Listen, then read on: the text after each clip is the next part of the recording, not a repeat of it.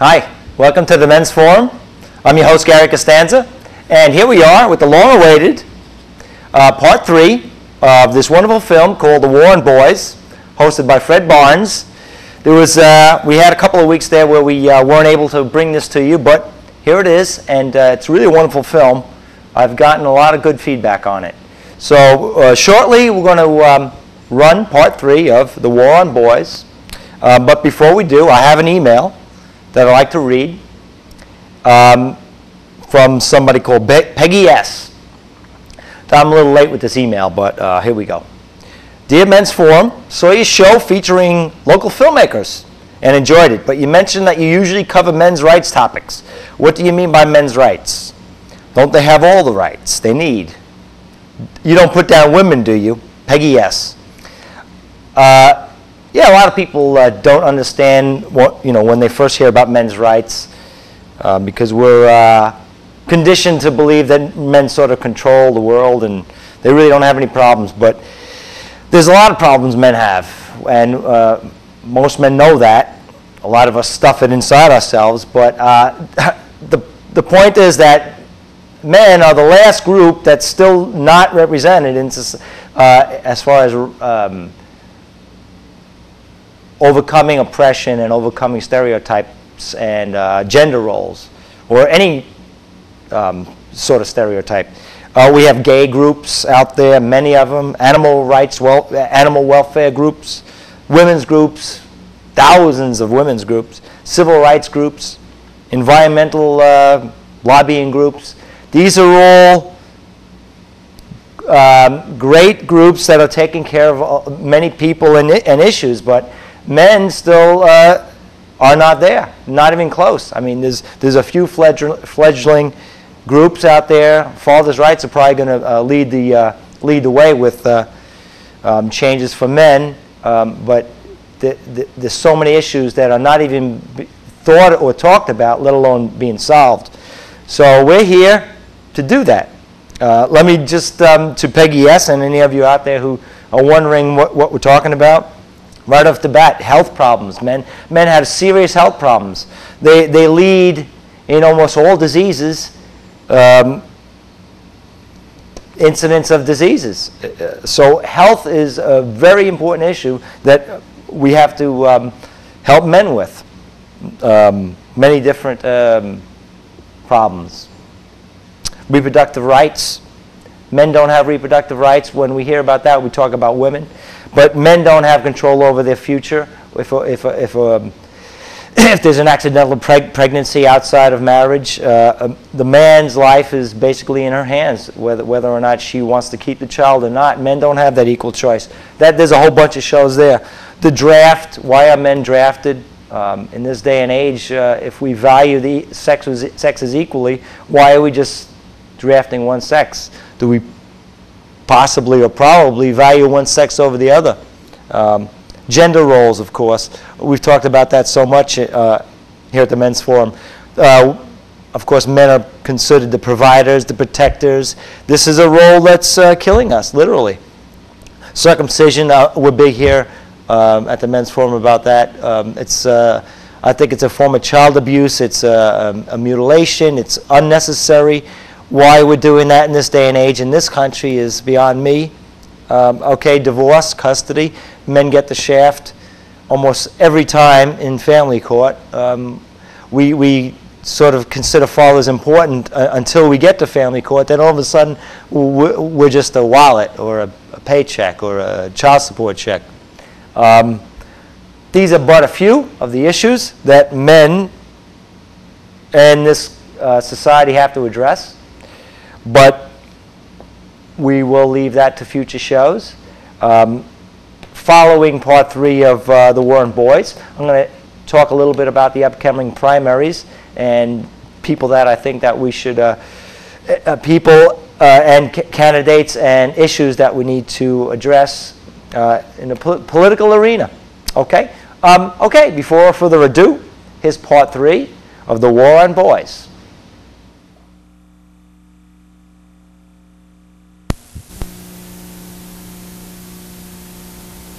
Medication It was this word, more than anything else, that left me with a cold feeling. Not because medication isn't often a useful tool, it is. But what disturbed me was the discovery that what was once considered normal boyish behavior is now deemed a pathological disease requiring powerful medication. You notice the same up there? This is John F. Kennedy's favorite booth when he came here. How about that? Well, when I saw it, the thing that made me think of is John F. Kennedy died in 1963, of course, but think if when he were a kid up here in Boston and he'd been in school and he was too exuberant and they had him on Prozac or Ritalin or something, I mean, what would have happened to PT 109? What would have happened to, this pretty strong anti-communist president if he'd been, they told him as a child, no, you're acting too aggressive, you're too exuberant, you have to calm down, you can't be like that. Yeah, well, it would have been a problem. It would have been a different world.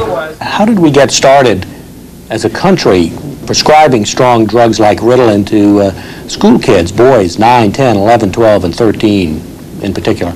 The drug, Ritalin, was actually approved in the mid-1950s. It was approved more than 40 years ago, and many of the men, Barkley and Connors and other men who are pushing the drug were pushing it 30 and 40 years ago. So what has really happened is that they have finally gotten the power to do what they have always wanted to do, which is to suppress a large percentage of our children with drugs. As a clinical psychologist, I think it's very important, and it would be irresponsible not to state that it is a real disorder that real children really have, and some real boys really have attention deficit disorder. I've seen miraculous cures with therapy and medication. Not just medication, but therapy and medication. But the vast majority of boys who are diagnosed with ADD do not really have ADD. First of all, it's the H that they have, the hyperactivity, which means activity. Well, I've been diagnosed with ADHD or something like that, attention deficit hyper disorder, and I don't believe there's such a thing, because it's just, in 5th and 6th grade, I wasn't challenged at all, and the classes were so boring. You just sit there, you have nothing to do. It is simply true that average normal kids are being diagnosed with ADHD. Kids who do wonderful on computers, do wonderful watching TV, do wonderful playing outdoors, but who are restless in school, like so many of us were restless who later went on to be creative people. These children are being drugged. We're literally knocking out our brightest and our most energetic children, not just our ordinary ones. If a child has ADHD to a clinically serious degree, and that child ought to be on medication, and for whatever reason the child is not placed on medication, then there are some, I think, significant risks that that child is likely to run. First of all, what you've just done is to exclude the most effective treatment that we have available for the management of this disorder. And that means that you're going to have to fall back on these behavior modification programs and others that, while effective, are nowhere near as effective in helping this child. And so much of what we deal with boys are their behavior. And it's amazing to me because there's a whole field of study that talks about behavior management, where people can actually get degrees in it. We know a lot about how you deal with people's behavior. We don't need medications. We don't need sort of assigning kids who are acting out in class to special education and sort of dooming these kids to a role of thinking of themselves as inferior. The stimulant drugs are a convenience for adults. They suppress the behavior of kids. They suppress the signals that kids give us that they need our attention. So if you have 3 or 4 boys in your class who need special attention, either at home or in the school, instead of recognizing that and getting active in their lives to give them some more guidance at home or more individualized approach in the classroom, we literally drug the child into submission. Mothers who have girls with attention deficit disorder will very often comment that their girls are being penalized for having boy-like behavior. So a mother who has a girl who is impulsive and hyperactive and aggressive will say to me, if she were a boy, I think it would be different for her. At least in the context of peer interactions. Her peers would be more accepting of her aggressive, hyperactive, impulsive behavior. Even if the school, it wouldn't be more tolerant of that kind of behavior. So if girls were being medicated with Ritalin in the way boys are. If more girls than boys were dropping out and failing, we would hear about it. We would hear a lot about it. There would be people circling Congress with torches and pitchforks if this was happening to girls, but it's happening to boys, and you don't have this men's network as such operating for boys. We have to recognize that children, and this goes very strongly for boys, are going to be very active. They're going to explore things. They're going to run around. And it is certainly the case that Ritalin can be misused. It can be overprescribed, even within the range of normal. But we can't throw the baby out with the bathwater. I don't think that prescribing Ritalin to a boy who is really failing in school and angering his parents, is unable to make friends, constitutes a war on boys. I think, without being too paternalistic, we're really going to help that child. What is considered normal behavior for girls is kind of turned into like a standard that guys have to follow, even though we're biologically different than them. And when they classify us as squirmy or we can't sit still and we just have more energy than them at certain ages, they try to classify them as disorders and stuff, and I don't think that's right. You think for squirming in your seat that they think you have a disorder? No, it's mostly your generation trying to find an excuse for misbehaved kids, making up disorders like ADHD and ADD. If we give boys medication, we drug them, and we give them therapy, and we say that their masculinity or their attention is a problem, then the teachers don't have to change the curriculum. The principal doesn't have to call the parents. There doesn't have to be a problem in the classroom. Well, but there's one big problem. The boy's being misdiagnosed, the boy is losing self-esteem, and the boy is not learning. Did you notice earlier how one of our young men actually confronted the boomers and laid responsibility on them for at least some of the problem? It's mostly your generation trying to find an excuse for misbehaved kids, making up disorders like ADHD and ADD, and trying to get parents to bite into all the books and psychology and all that stuff. And remember how we learned that women were always there to help girls and to help their daughters fight the battle? Girls have strong proponents in the feminist organizations. So there are all sorts of women's groups marching in sisterly solidarity. Okay, so how did our boomer dads deal with the same challenge from their boys? So it's great that we're all raising this big question here about, being picked on because you're a guy. And you want to blame me for handing you that problem, and I'll take responsibility for it. But my father gave me a fight to fight, and he took responsibility. But I really feel you guys have to find your way out. If you feel real strongly that you are not getting fair treatment, then maybe you should consider stepping out and making a statement and doing something like that to try to change that for not only yourself, but from your fellow classmates. At first, I was very disappointed in my generational cohorts. But of course, one of the truths I learned through all of this is that men and boys are expected to stick up for themselves. Finally, the boomers began to realize this was more complicated than they thought, and a kind of male solidarity began to emerge. I almost have come to the conclusion that, you know what you maybe ought to do? Take your problem to your mom, who has had to fight this problem, and talk about it, because you may actually get a good balanced view. She may say, you know what? You're being screwed the same way women have been screwed. That's wrong. I'm going to try to be more sensitive about it and fight for my son should it affect him. I thought long and hard about this painful disconnect between the boys and their father's generation, but then I realized that the last 30 years has seen the slow but sure destruction of the places where men and boys could meet in an all-male environment, the institutions where men taught boys how to grow up. From Little League to Scouting to science fairs, men have slowly been separated from boys. And it makes some of us wonder whether we need to look to our fathers, that is, the boys' grandfathers, to lead us out of the maze that our unthinking acquiescence has built. I think it's harder to say to a kid today, come on, be a man, come on, face up to your problem, show some courage, show some physical courage. That's a virtue. That's part of what it means to become a man.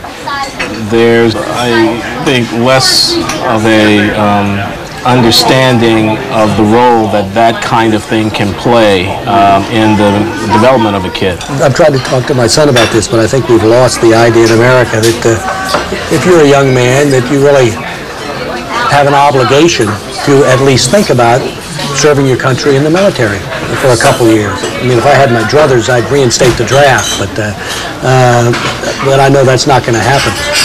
And I've talked to my son about this, and it's a foreign idea to him. It's not that he dislikes the military, he likes the military.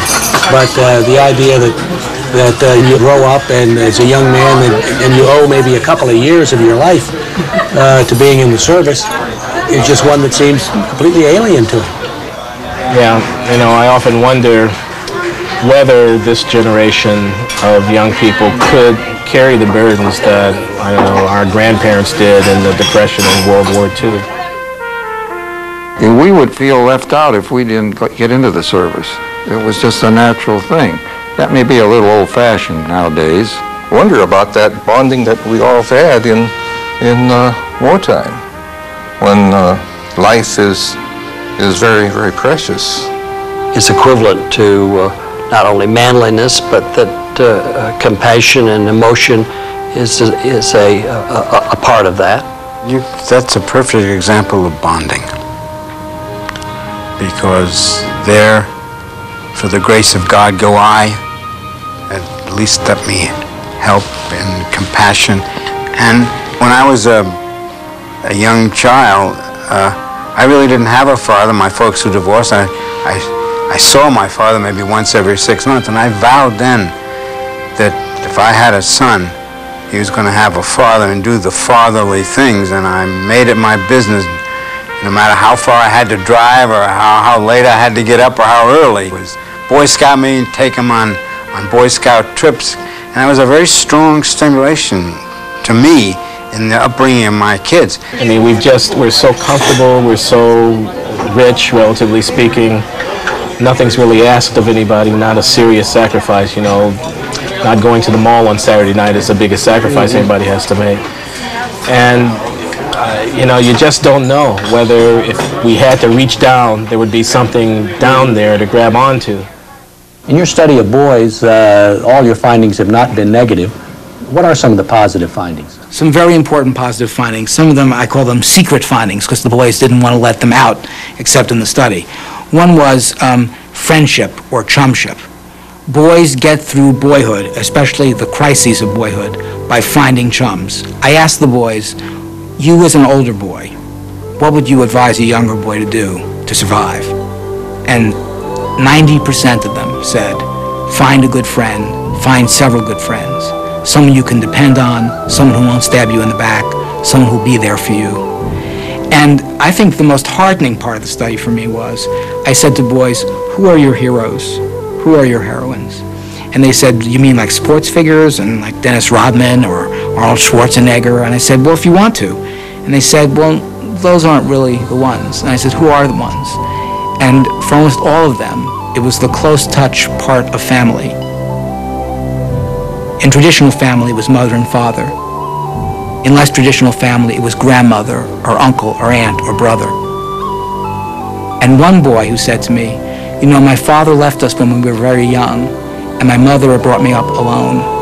That woman has laid down her life to make me into a man, into a successful man. I'll never forget her. She's my hero. As I said earlier, this is not a static situation. It continues to develop. It's something that we all must think about because the consequences for our society, if we let the trend continue, could be devastating. And it's in the hands of each of us. As Teddy Roosevelt said, no man stands so tall as when he stoops to help a boy. As Freddie's father, I've learned that's true. I'm Fred Barnes, and this is the National Desk.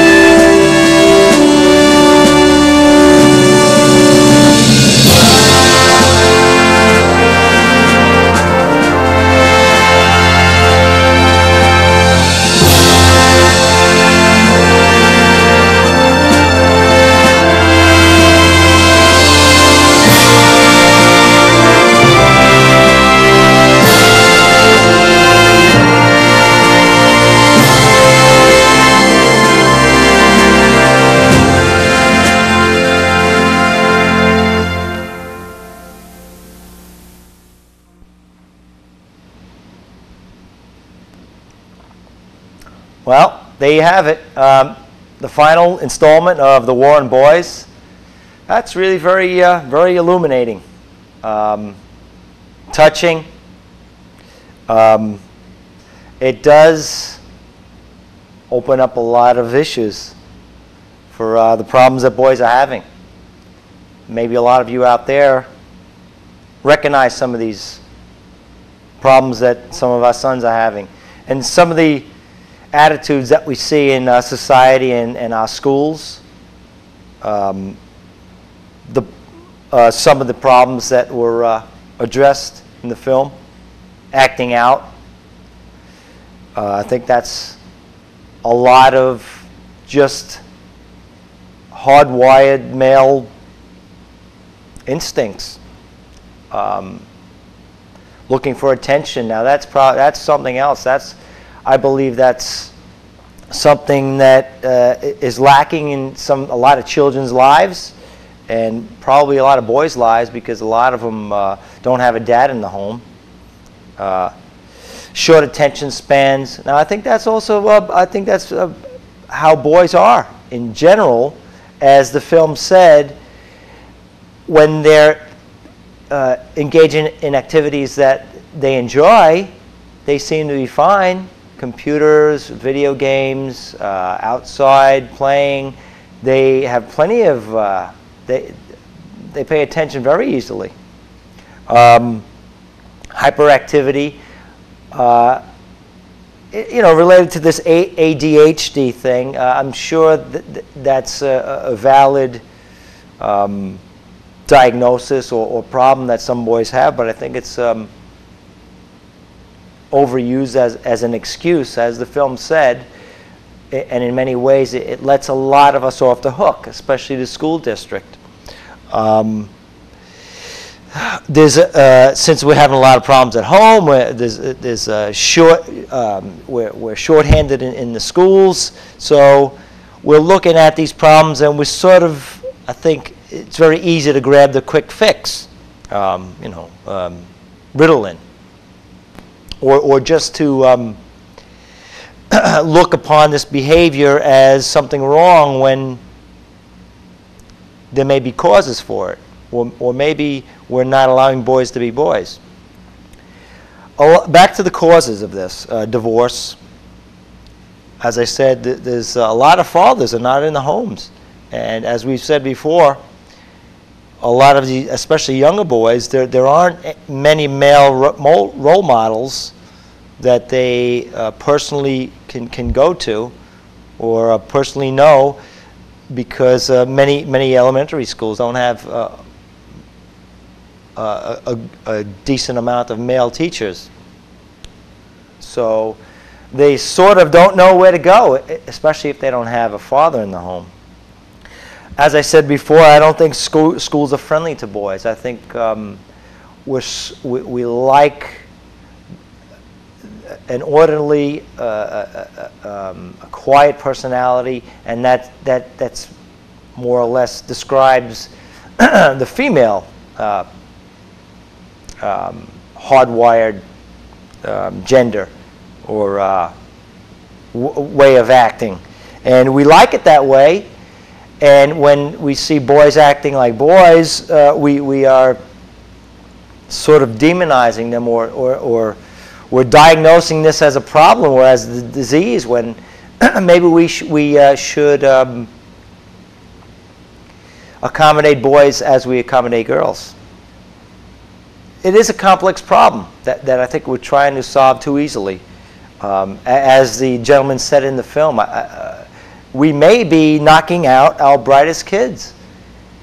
We didn't do this in the past, and I doubt very much if humanity or kids have changed all that much over the centuries. There are some answers, however. I think the answers would be to study boys' problems, allow boys to voice their feelings, employ more men teachers. Let's allow boys to behave like boys and not demonize them. There's been some research and some experiments in male-only classes that have shown amazing results. I think that should be a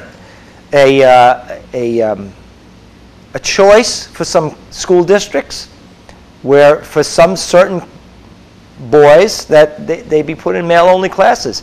It's been shown that, as I said, amazing results have been recorded.